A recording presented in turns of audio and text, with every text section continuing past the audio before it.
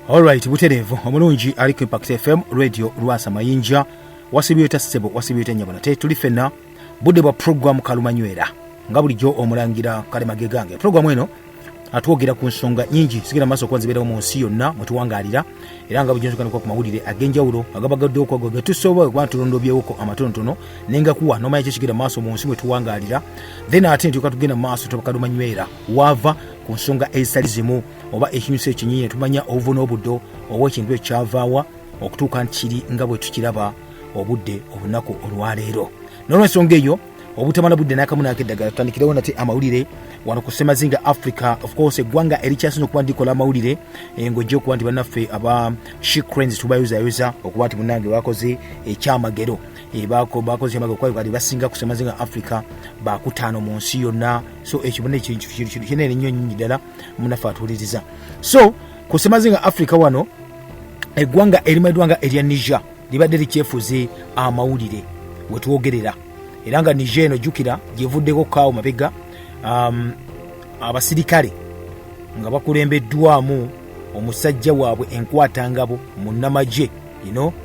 omu ku abo bagenda maaso ne bawamba president ow'eggwanga erya Niger amanyiddwa nga Mohamed Bazoum bamuwamba bano nno kwaliko general amanyiddwa nga Abdurrahmani Chichiani, waliko omusajja bamuyita Muhammad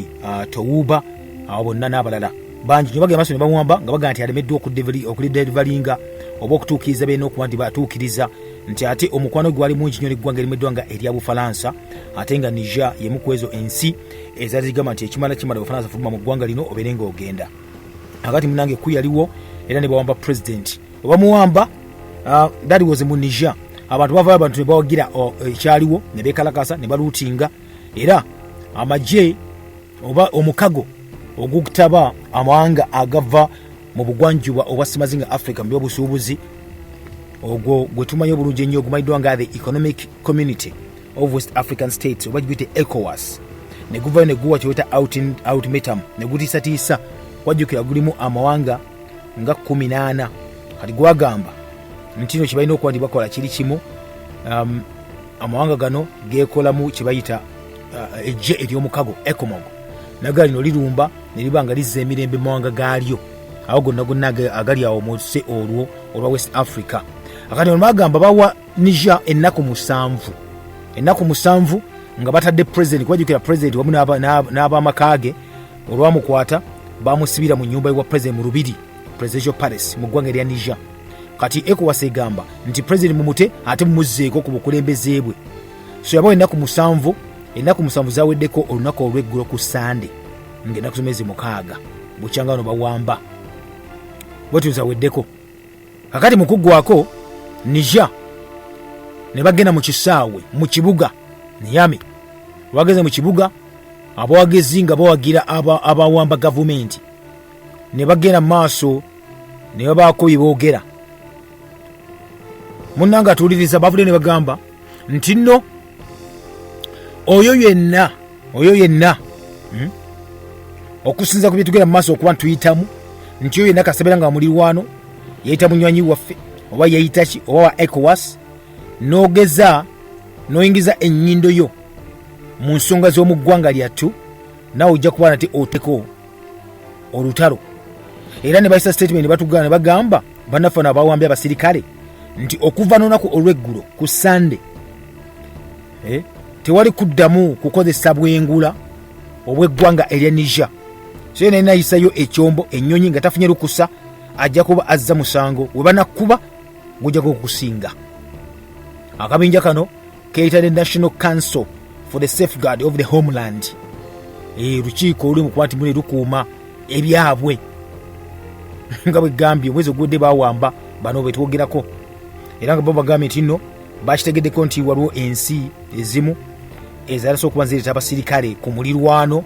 nga beteekateeka nti munange balumba ebitundu bya West Africa ng'eggwanga lya Niger libasookeddeko. Ne bagamba nti nno singa beera eggwanga lyonna eryenyigira mu kino kijja kubanga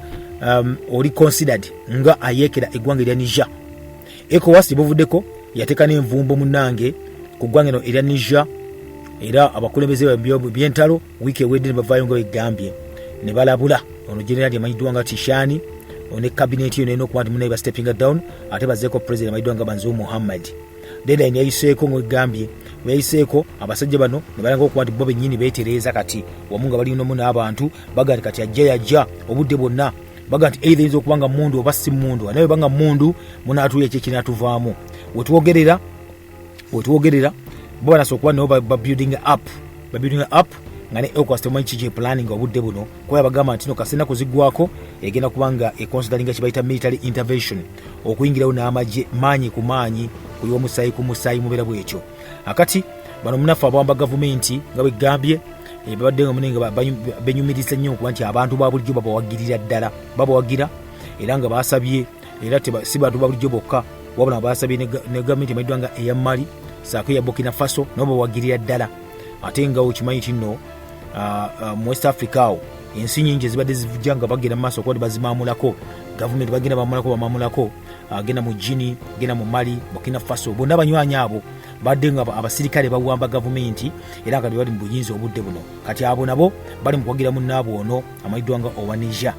bo bagamba kintu kimu kyokka nti nno Abafalansa balinga bava mu mawanga gaabwe so embeera bwetyo omunange bwekyo eri era abasirikale bakomyawo kiga nti bakubidde omulanga amagye agamanyiddwa nga gawagina okuva mu ggwanga lya Russia okujja okukwatiga nawo gabayambako nenkwadde nga bagenda nti Russia tena kubanga enkomitinga ku nsonga bwe zityo naye nga of course ye okusinza ku generali amanyiddwa nga Muhammad Tawuba yaddayo kwerima n'amawulire olunaku olw'eggulo yagaye ti no we will all stand and fight as one people tujja kuyimirira era tulwanenga omuntu omu bwatyo yayogedde ekawungeeza kolunaku olw'eggulo ng'abantu bali mu kwogerako n'abantu mu kibuga ekikulu ekya Niger ekimeddwa nga Niamey. Akati nno wetwogerera ye President Banzumu yagenda yakwata essimu n'akubira amawanga ga Bulaaya okuba ti gajja gamuyambe gamuzze ku ntebe kubanga entebe ebyaddala egendera ddala. Akati US EU bo bamwe ennaku zaali babo ennaku 15 naye basaako nekibayita envumbo ez'enjawulo era nga ne France ennyini neegenda kuwagira kibayita ECOWAS okulaba nti munange bakulumba Paris yowe yokuba nti bawa kibayita obuyambi mbeera bwe zityo. Kale nkujjeyo ngututeko naku olwabadde lwaggulo nga nnaku z'omwezi 6 omwezi ogw'omunaana bwali bwe butyo omwaka gwali gwa 1945 mu kumaliriza ssematalo ow'okubiri eggwanga erya Amerika lyakwata bbomu ku nnaku olw'eggulo ne ligisuula ku kibuga ekya Japan ekimanyiddwa nga Hiroshima. Wayitawo ennaku 3 ne basuula endala ku Nagasaki nga 9. Kati olunaku olw'eggulo yabadde anniversary nga bajjukira bukyanga eggwanga lya Amerika lino emyaka giyise 78 bukyanga Amerika esuula bbomu ey'obutwa nuclear ku kibuga Hiroshima munnange ekyagenda mu maaso ne kifiiramu abantu abawerera ddala emitwalo nga 12 nga basinga obungi bali bantu ba bulijjo civilians. Nekyewunyisa bali bakuza anniversary eyo eggwanga lya Japan teryewaze nnyo okuba nti lyogera ku linnya erimanyiddwa nga Amerika nti bagenda maaso ne bakuba bbomu eyo y'obulabe wabula ate bavumiriza kikolwa eky'eggwanga lya Russia nti no Russia etiisa okukozesa bbomu ez'obulabe zizisa byalo nuclear weapon eri eggwanga erimanyiddwa nga erya Ukraine mu lutalo olugenda mu maaso nga lukolebwa. So bagambye tino jukira ntino Japan n'eggwanga lya Amerika kali gubasaza mu kabu kuba bali awo munnange bali mu kuba nti Amerika munywanyi avuka munywanyi kati jukira nti constitution y'eggwanga lya Japan bagambye maaso ne bagisayininga nga ssematalo w'okubiri yakaggwa bw'ati era ne bateekamu beraga nti nno ebyaddala tebalina kuba nti bakyawa eggwanga erimanyiddwa nga erya Amerika kubanga of course yali kirimanyi mu biseera ebyennyini. Kati Prime Minister wa Japan Fumio Kishida yadde munange yogerako ku speech yagedde olunaku olw'eggulo yagambye nti nja Japan yensi ezimu ku ezo yokka eyakabeerawo neloza ku bukambwe obwa atomic bomb mu lutalo era ne bagamba nti yeeyongera mu maaso okugenda abantu ng'ebagamba banemulekerawo okuba nti mukola ki mukozesa ebbomu zino ez'obulabe ez'obutwa obungi ennyo nnyini ddala. Sagambye nti nno bino bijja kwongera kuyuzayuza mu nsi ez'enjawulo singa ensi zote zive kuba ntivumirira Russia ekyokuba nti erekeraawo okukozesa kibayita oba okutiisatiisa ensi endala nti ejja kukozesa nuclear. so emya munange bwetyo eri ku side eyo mu kaseera kano kenyini kati na America yasula bomu naye kati yakyeganye okuba nti ekyogerako olunaku olw'eggulo kyonna naye nga naffe bagibadde bajjukira emyaka 78 bukyanga kibatuukako mu ggwanga lino mu kibuga ekimeddwa nga Hiroshima. So era yagenze maaso omunafu atuuliriza wabadde nga bali mu kwogerako ye Antonio Guterres ono Secretary General owa UN yajjukidde agamba nti no nuclear weapon ze boogerako zakyankalanya oba zasaanya kye bayita Hiroshima naye nga kyeyogeddeko ku kye bayita ani yasuula bomu eno bonna babiresegwa baali tebabyogerako babiyita bbalibbali tebagalaga nti gwe America gwe mutemu guwata abantu. So Japan nga bagenda nti badde ba allies nnyo neggwanga eniriba naffe America bukyanga amagye gana ga America ga kipayinga kibayita territory Japan era constitution bagiwanika bulungi omunange ne bakikola bwe batyo. So Kishida oba Japan benyini bavayo ne bateeka ne sanctions oba envumbo ku ggwanga erya Russia n'amawanga malala aga G7 gonna gavayo nga kyegagivunaana kiri kimu kutiisatiisa kukozesa byakulwanyisa bya bulabe oba bisa byalo ekimaddwa nga nuclear rhetoric oba nuclear weapons. Kali munange embeera bwetu weeri ng'ogika eggwanga erya America abakkiriza okuba nti munange yo basobola kukozesa kye bayita nuclear first strike singa mbo babe badifendinga interests zaabwe ne bapartners ab'enjawulo. Russia yo mu strategy yayo gyeyina eya nuclear egikkiriza okukozesa ebyokulwanyisa bino bizisa byalo singa obeera ogirumbye okusooka oba singa ebeera erabye nti akaseera kerimu kaseera kakazigizigi kutalina okutaasa abantu baayo esobola n'okulya ate nebakuba muna embeera bwekyo bweri. Aye tubuvaako tugerako mu ggwanga erya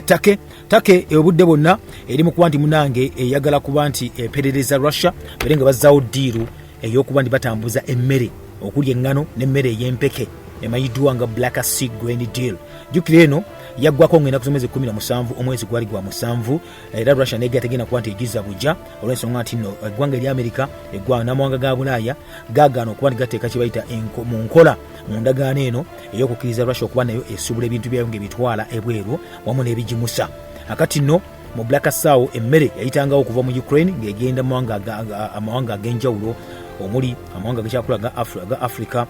that is Egypt, Sudan, Somalia, then enanegenda amawanga ate amalala gakuledda okusina ku Putin yagamba newankubadde nga ddiiru yali nti amawanga gano agatakyakulaga galina okuba gafuna emmere eyo. Akati nno ono yagana okuddamu okusayininga endagaano eno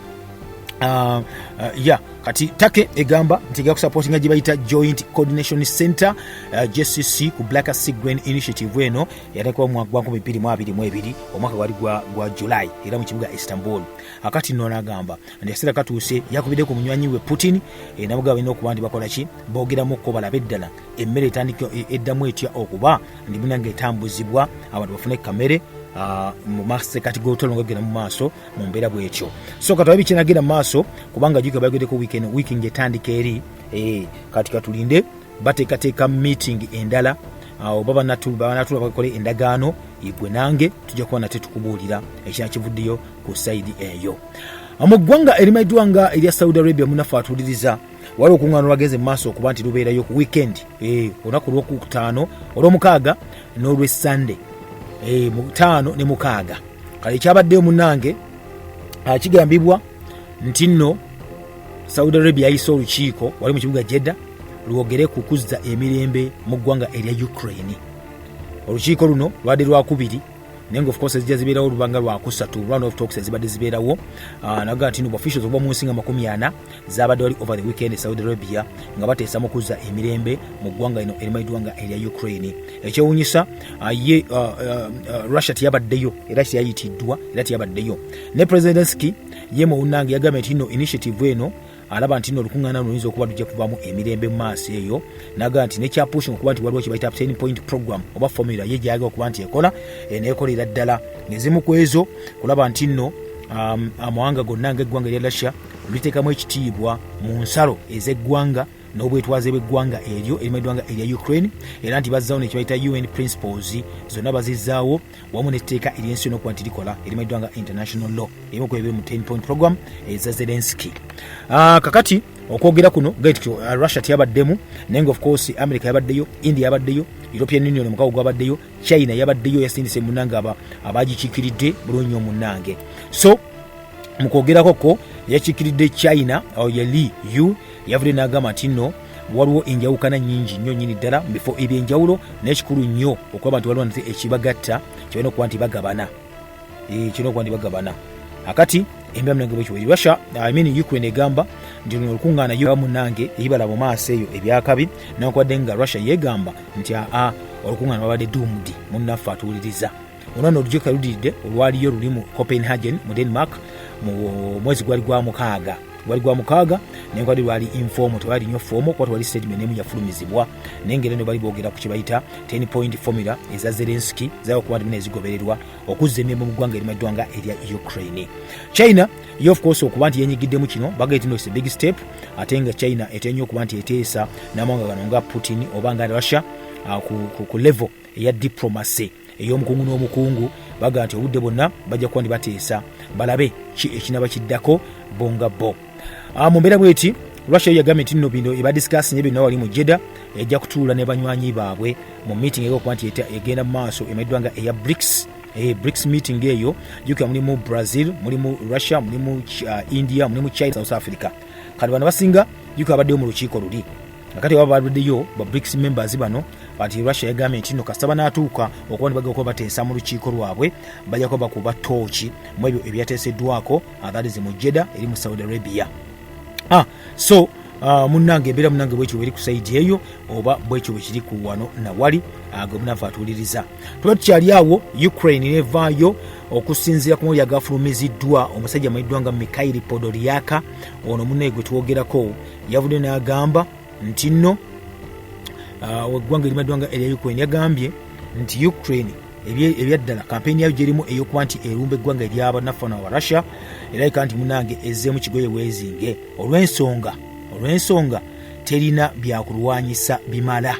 terina byakulwanyisa bimala. So nagambye nti from the point of view of battlefield parity there is indeed a significant shortage omusajja Mikhail Podolyak yayogedde ku lwaki obukulembeze bw'eggwanga erya Ukraine n'agamba nti beddala Ukraine yeetaaga ebyokulwanyisa ebirala ebikompola yeetaaga long range missiles yeetaaga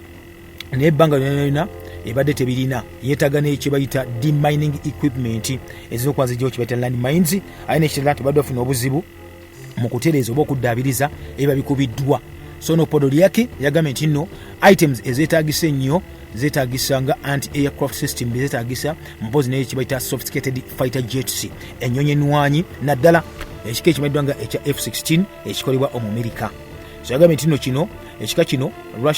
Ukraine badde ekisaba nnyo amawanga agenje okuba nti bagibawa emyezi egiyise gyonna naye tewali munnange yanyega tewali munnange akolaki yenyeenya. Washington oba giyise America n'abanywanyi bali bagamba basuubiza okuba nti bamuwa jets zino naye nakati bana kuba nti bazidalivalinga okuba nti bazimuwa kali munange bwati wali musajja oyo ali mu kuyaggayagga yadda yaggayagga olunaku olweggulo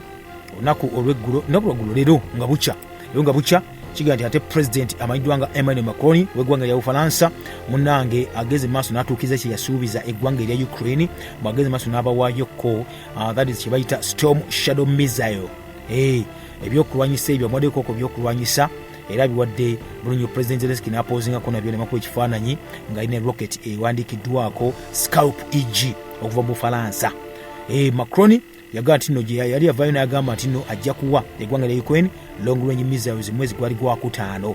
naye nga badde ajja akyogera one mu July yakyogedde mu lukuŋŋaana lwa NATO n'agamba nti ajja kuba nti abawa ebyokulwanyisa bino. So mu kavidiyo akasharingiddwa ab'obuyinza olunaku lw'eggulo Zelensky yarabiddwako mune nga asayininga ku missiles zino ziriko Su-24 jet bwatyo endala zabaddeko Scalp EG mu Bufalansa akuliko ne flags of course ne coat of arms ya Ukraine wamu poza n'ekifaananyi ekimanyiddwa nga ekya that is Eiffel Towers munda mu missiles zino kati nno bwekyo kiri munaffe atuuliza so tetumanyi oba endala banazeetaddi oba banazeetaddi naye ng'obudde Bufalansa yakoze ki yageke mweyoko omusajja ono okusinza ku mawulire agava mu that is mu byokwerinda minisitule y'ebyokwerinda mu ggwanga erya Ukraine bagambye nti no beetaaga missiles of course okuva n'eri Abangereza zebeeta storm shadows zino okuba zijja kuba zibayambako okuba nti munange balwana olutalo luno olumanyiddwa nga olwa Russia wamupozi n'olwa Ukraine abali bagamba nti nno ebyokulwanyisa bino ze bayita storm shadow zibayambirako nnyo kubanga part of the long range air launched cruise missiles zibagamba nti nno oba ozikubye zituuka mu buwanvu wa kilometers 2.5 beddu zakolebwa mu mwaka 1949 eyo era nga zibadde zikozesebwako mu bikwekweto ebyenjawulo nga mwaka zikozesako nga NATO yazikozesako mu Libya ne mu Syria, America yazikozesako, Bufaransa yazikozesako ne Bungereza bagikozesako mu 2018 bonna nga beegasse wasula ebikompona mu Syria. So embeera munange bwetyo eri ku side eyo gemunaffe nate atuwuliriza akati wetwogerera kiga ku Saturday Ukraine yalaunchinga yokko ne kibaita storm shadows no 12 ku ntindo ezenjawulo ezigatta Crimea ku Kherson okitu kimadonga ekya Kherson era bagati no missiles 3 zaga maso nezita mpaka ate mu Russian air defenses okusina munafe ku moli agafumizibwa era nezonona entindo zali 22 that is ku straight oba ku Rwanda olumayidwanga olwachonga wampozi no Toki impanambe ezo munanga atuliriza atake no gibakola kunako lwa Saturday yagera maso ne yonona n'essomero mpoza ate nenona n'ekibayita pipeline local gas pipeline ereka nateka town yakaliranyewa kwa maidwanga aka Ginecheski ngalika chaina masanyalaze okusinza munaffe ku regional governor wa Kherson amaidwanga Vladimir Saudo akati baga note nona olwamenyebwa lubadde lukozesebwa abamaje okutambuza munange ebintu ebyenjawulo ayina abantu babulijjo lubadde bayamba nnyo okulaba nti lutambuza ebintu byabwe emaali yaabwe wamu n'ebyobusuubuzi byabwe mu mbeera bwekyo. Kale no kiko tutambula oba otero tugenda maaso munafa atuliza tumwe mukatonyo tutandikirawo nate tova ku mukutu kanzije